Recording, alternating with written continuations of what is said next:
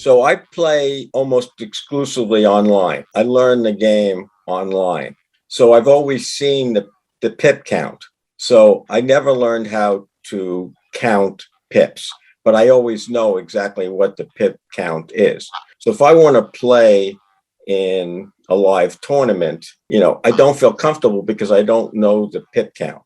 And I was watching the UBC tournament recently, and it seems like, Moochie and Dirk always know the pip count all the time. How do they do that? And what do you guys do when you play over a real board? Do you count pips all the time? I'm using colorless counting. It's a colorless pip count. I also use this because I think it's one of the fastest. It's very much against our logic because you don't care for the colors of the checkers. You just look. The easiest position is the start position. You have 15 checkers on your side and 15 checkers are on the other side of the opponent. And as all checkers are in the same position, pip count difference is 0. And in the middle game, there are very many positions where 15 checkers on your side and 15 checkers on the side of the opponent. So you see very fast, it's the case. And then you just compare and move the checkers, no matter which color, till they are symmetric.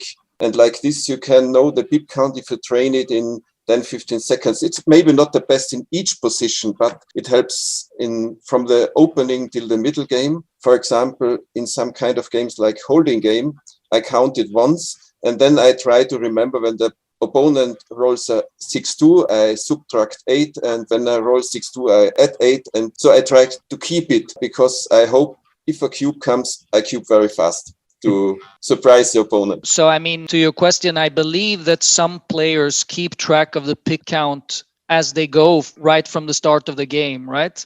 The colorless pip count that you mentioned, Magnus and Bernhard, that's like a method for coming up with a pip count in a specific position when you don't already know it. But some players are capable of just counting the pips right off the bat. Basically, you roll a 3-1, okay, I'm up 4 pips. You roll 6-3, okay, I'm down 5, and then you go like that. Some can do that. To me, it takes a little bit of mental energy off the decisions you need to make in the meantime. So that is like a matter of personal taste. I'm not sure that both Dirk and Mochi are doing this, but I think they are surely capable of doing it at times when they need it. I do basically what Bernhard says. I don't keep track of the pip count all the time, but if I end up in a situation where I need it, I try to do a running count from there on if there's not a lot of hitting going on and I know that I'm going to need the pip count for a while. I think that's a method that many are using. But if you're not used to counting pips, it is definitely a skill that you need to work on to play in live tournaments. No question. Yeah.